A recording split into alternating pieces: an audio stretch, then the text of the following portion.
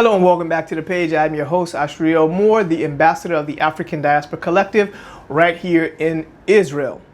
So today I'm going to be touching on a pretty sensitive but also a very controversial topic, and that is the Depo-Provera contraceptive shots that were given to the Beta Israel Ethiopian women while they were waiting in the refugee camps in Sudan to be brought to Israel. Now I've noticed that most people who've covered this from the outside, they've done it where it's clear that it wasn't for the purpose of actually shining a light on despicable practices in Israel towards people of African ancestry, but they've done it as a means for weaponizing this despicable practice and these experiences of people of African ancestry for the purpose of propaganda war against Israel, but also as a way to try and silence people of African ancestry residing here in Israel when we have criticism about the organizations that have made it their business to target people of African ancestry and others, like, obviously we live here in Israel. And when they're indiscriminately targeting Israel with rockets and on October 7th and during the Second Intifada and all of these, we've had people of African ancestry who were actually killed at every one of these junctures.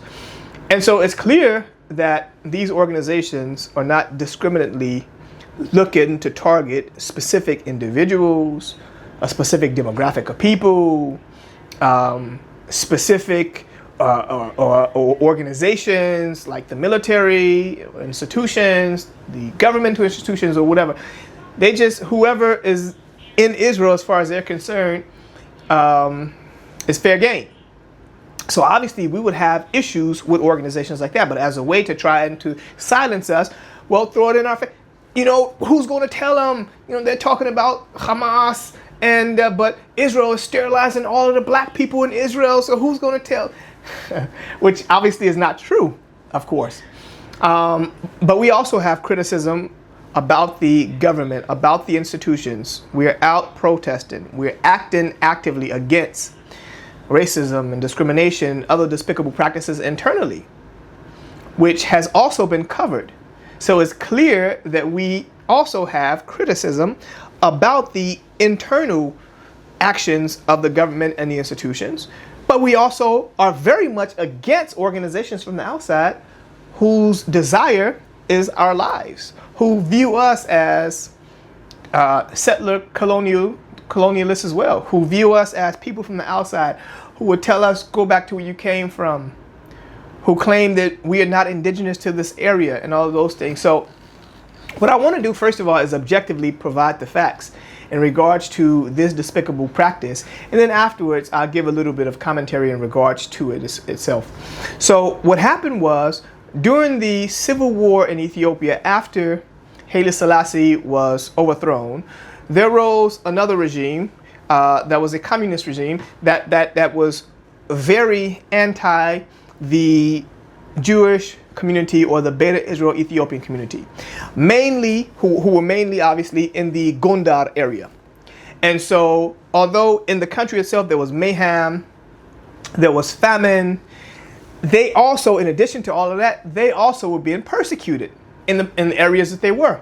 And so as a means or as a way to try and escape the persecution and to look for ways to be able to gain access to food and aid and otherwise, a significant amount of them started to flee from Ethiopia to Sudan. Now, a significant amount of them died on the way. And many of them said that they weren't not trying to actually find refuge just in Sudan. They wanted to return to Israel, to their ancestral homeland. And obviously it was taking the Israeli government a long time to even get involved, although they knew about what the Beta Israel Ethiopian community was actually experiencing during that period of time. They still didn't get involved to try to bring those people here, to save them, to rescue them. They didn't. In 1974, Rabbi Ovadia Yosef gave the stamp of approval about the Jewishness, basically, of the Beta Israel Ethiopian community. But still, the Minister of Interior, Joseph Berg, wasn't having it. He was super duper racist. He wasn't interested at all in allowing Beta Israel Ethiopian Ethiopians to come to Israel. And so there was a lobby then that was started by Ethiopians and others in America to apply pressure on Israel to help these people who were being persecuted in Ethiopia to be able to come to Israel. Now, they had started walking. They said they were going to make it to Israel by hook or by crook. And on the way, about 4,000 of them, unfortunately, passed away, either from thirst, they were killed, dehydration, hunger. They didn't make it, unfortunately. But the ones who did make it to the refugee camps in Sudan, they were there for a period of time. And then the Americans and Israelis were then able to access them while they were there in Sudan to provide to them aid and otherwise. Now, there was a lot of mayhem, there was a lot of commotion, there was a lot of things that were happening at that period of time in these makeshift refugee camps with all of these Ethiopian Beta Israel community members. And so one of the things that they were trying to do in order to, which was absolutely despicable, to try and control the situation so that people wouldn't get pregnant in there, because it'll make it harder for them now to have to deal with babies and all of that in this refugee camp that was dirty, that was trifling, disease infested. So they said that the way that they were going to manage the situation, which is absolutely insane, the way they're going to manage the situation is to provide these shots, these contraceptive shots that usually hold for about 3 months to these women so that they could be prevented from getting into, from becoming pregnant. And in that way, they could be able to prevent any additional issues that may arise from women being pregnant and giving birth in this mayhem, which is sick. In addition to that, because who are they to decide for these women if they should or if they could or if they would get pregnant or not? Like, who gave you the right to decide for these women what they're going to do with their reproductive systems? Like, this is incredible. In addition to that, they didn't want too many people coming to Israel because of this racist ideology about people coming from, as they would refer to it, third world countries with a bunch of babies, a bunch of people who are going to have, it's going to be hard for them to actually be able to merge into the society of Israel because they're coming from a society that's very, very different. And so you have too many people with too many babies coming into the society, and they're just going to be on welfare. And the state don't want all of these people to come in from Ethiopia who are going to be on state welfare, and now the state is going to have to take care of them. And so they decided we're going to give them these contraceptive shots. Now, some people were not interested in taking these shots. And they were almost coerced. I mean, based on some of the eyewitnesses and some of the reports of the women themselves, right, that they gave their accounts on what actually happened, they said that they were coerced into taking these shots. Some also were not even told about the shots themselves. Or what was the makeup of these shots. They were told other things. They were just told you just need to take some shots because this is going to help you to be able to be strong physically during this period of time, and this is going to help you to get through, this disease infested area, and with everything that's happening right now, this is going to give you a boost of health, to be able to help you through this process. So they were given these shots. Later on, in 2011, I believe, a journalist by the name of Gal, information started leaking in regards to these shots. These women were starting to share this information once they arrived to Israel. They had started to share this information about these shots that they were given, because, mind you, Operation Moses, Operation Solomon, the operation started in 1984, 1985. They started bringing these people to Israel.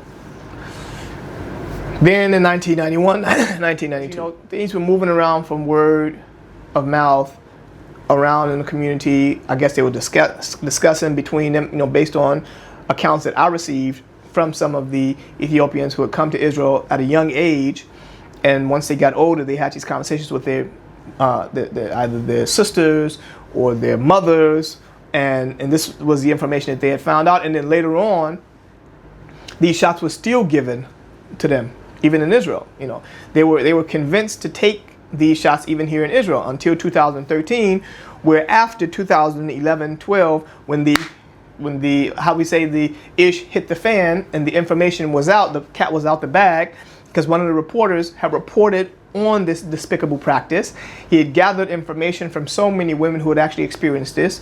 He heard their first-hand accounts on what they actually experienced, and then he, I believe it was reported first in Haaretz. But then all the other news agencies also picked it up and started to share this information about this despicable practice. And so as a result of these things being shared in 2013, the Ministry of Health then ruled that no women could be given these contraceptive shots anymore if they don't know what it is that they're actually being given.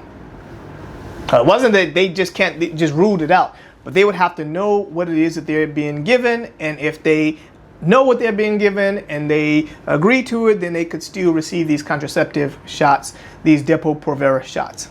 And so obviously the Ethiopian community was in an uproar about this. I mean, this was despicable, this was crazy, this was insane, because they had already had other experiences beforehand, like gallons of blood that were thrown out from Ethiopian people who had come and who had donated blood, but their blood was actually thrown out. And the explanation for that was that there's a possibility that this blood may have HIV, AIDS in it, and so as a result, we can't take a chance of taking blood from Ethiopian people, which is incredible, which is despicable. And there were other experiences as well. So there was an uproar. Obviously, they were out protesting. These things were discussed in the parliament, and some steps were taken, obviously, to prevent this from happening even further. But also, you know, the Ethiopian community decide how they're going to protest these things. Nobody can decide for them how they're going to protest experiences that they're having. But they have their own mouth, they have their own voices, and they were very vocal about these experiences they were having. And they're still very vocal today about various experiences that they're having. And so basically, you know, that's kind of the long and short of it. I mean, we can go on and on about it, but that's the long and short of it. So it wasn't all people of African ancestry who were in Israel, because you have a bunch of other communities: Afro-Bedouins, Afro-Palestinians, African Hebrew Israelites, Black Jews, African American Jews. You have, who else? Igbos, Ghanaians. I mean, you have a whole bunch of other communities of African ancestry who are here who've never received any contraceptive shots or anything of that sort. So it's definitely not everybody. So when people try and throw this in our face, oh, is Israel still sterilizing everybody? Come on, like let's be real, you know. And if you really want to know about how people of African ancestry see these things, all you have to do is just go into the reports. All you have to do is just go and look at, you know, some of the interviews of people of African ancestry from here in Israel, both from the Ethiopian community, Beta Israel, and outside of the Ethiopian community, who have been very much vocal, like myself, against these practices. Then you would know exactly how we feel when we think about it. But to try and take these things and use them in a propaganda war to silence people of African ancestry who ever have some type of criticism about organizations from the outside or about anybody who has issues with Israel. I mean, you know, Beta Israel Ethiopian community, like all of the other communities residing here, love the land. They love the country. They're fighting not to dismantle and to destroy the country, but they're fighting in order to make it a better society, a more just society, a more inclusive society. They're fighting to remain here, but for things to be better, not for things to be destroyed. But for the people from the outside who desire for Israel to be destroyed, they try and use these and flip it as if what they're saying is that Israel needs to be destroyed. But that's not what they're saying. They love Israel, but the systems are corrupt. The systems need to be changed. the way they're going about it, the racism, the discrimination, the things that people of African ancestry, or at least within the Beta Israel Ethiopian community, are experiencing, those things they have a problem with. Not just throwing out the baby with the bathwater. No.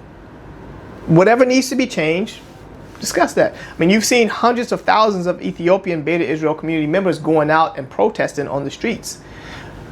2015, 2013, when the information came out about the Depo-Provera shots, when the young boys were shot and killed, Yosef Salamsa, Yehuda Biadge, Salomon Taka, the Ethiopian community who's been over-policed, the situation with the wine that was touched by some Ethiopians who were working in a winery, and then they claimed that wine was no longer kosher, and so that wine needs to be thrown out. The throwing away of the Ethiopian blood that was donated. Ethiopians have been out protesting against these things, working, in order to change these things. You have members of the government, members of the parliament, who have gotten in there on these tickets to change things on behalf of the Beta Israel Ethiopian community, and a whole bunch of other activists in Israel and outside. So people have been very much active against these things. So people from the outside trying to use these things as propaganda tools against Israel, to say that these communities are against Israel, they're not only disingenuous, but it also shows a lack of knowledge, a lack of proper context. But in addition to all of those, it shows bad faith acting, not for the purpose of really wanting to see a proper change for people of African ancestry, but just to use it as another tool in this propaganda war. But we got it. We could this community could speak on its own, but when the community speaks on its own, then, oh, you're supporting your slave master and all this nonsense. Like, people of African ancestry all over the world don't experience some of the same things, and then we have to fight against these systems in order to have these systems changed. We acting like Martin Luther King didn't have to fight in order to change the system. We acting like Black Lives Matter is not fighting in order to try and change the system. We're acting like in South Africa they didn't have to fight in order to change the systems. We're acting like in South America they didn't have to fight in order to change the systems. In Israel we have to fight in order to change the systems. So trying to use our experiences against us for the purpose of trying to fight this propaganda war, that's despicable as well. That's very much despicable. And I can tell you just from the Ethiopian Beta Israel community that they find that not only disheartening, but also offensive, to try and use their experiences for purposes that have nothing to do with actually seeing their situation or become any better. And people of African ancestry otherwise become any better. And by the way, even for those who say that the Ethiopian community is not really indigenous, these are Ethiopians that came from somewhere and they're living on stolen land from Arabs and Palestinian people. But then on the flip side of it, they try and invoke this statement, I guess, from Gamal Abdel Nasser from 1956, I guess it is, that they try and say that he said. Now I can't find any proof of this information anywhere, but if he did say it, then it says everything basically.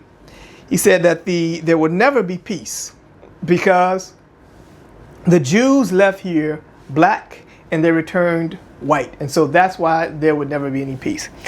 Now, this is a statement that if you really listen to it, anyone who is using that statement, they're either very ignorant or they're purposeful, useful idiots. Why?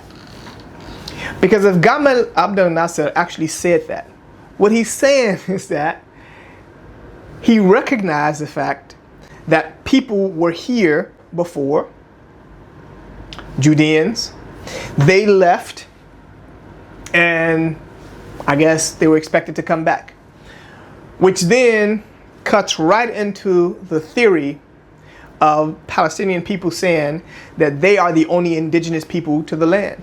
Nobody else is indigenous. Everybody else who's coming from the outside are outsiders.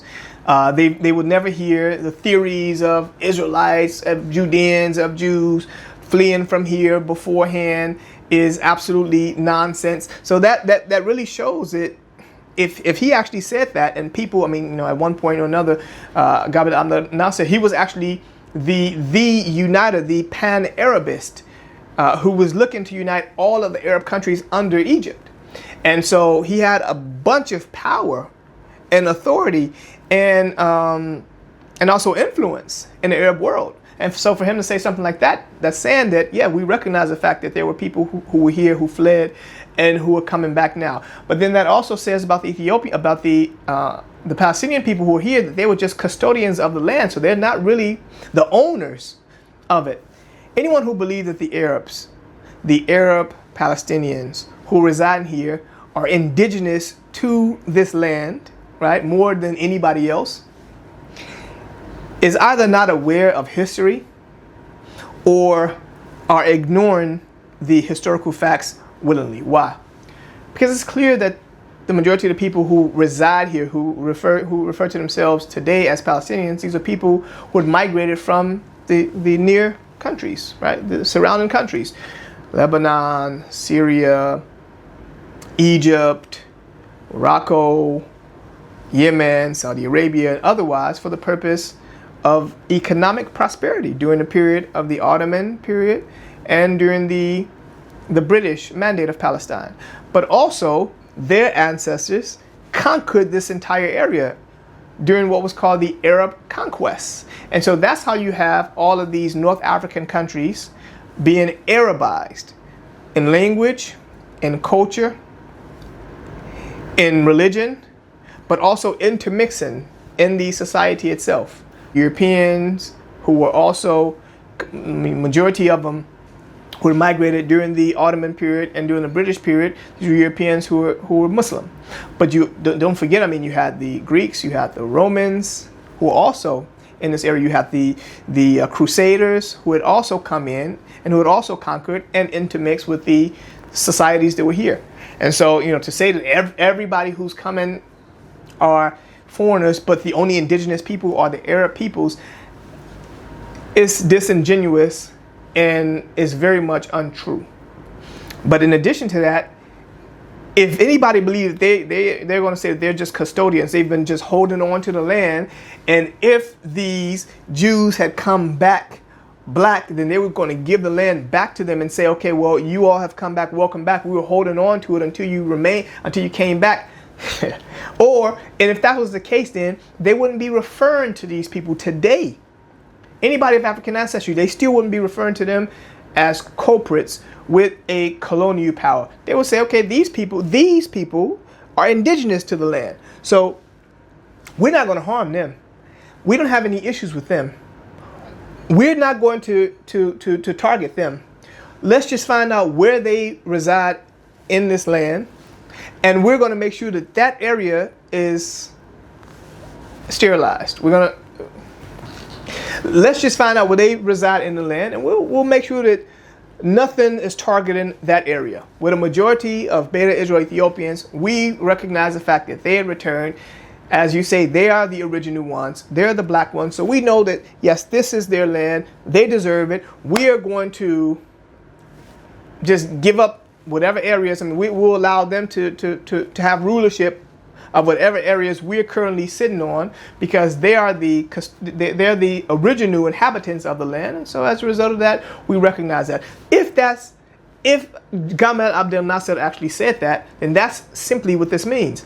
But does anybody really believe that? I mean, so these are just propaganda tools for the purpose of fighting against Israel, but at the same time trying to use experiences that we're having internally as weapons in that war to silence us as well. Ethiopian community is not stupid. They're very much aware of this. They know that this is the purpose, and so it's offensive to them.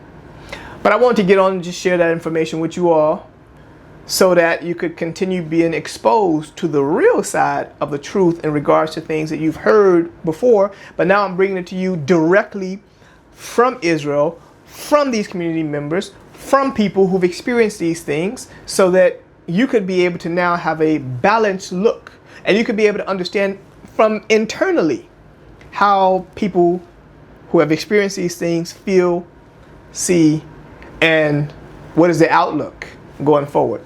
So thank you so much for continuing to follow me on this journey. Don't forget to like, subscribe, and leave me a comment down below if you have something to say in this regards. Until then, you have a great day.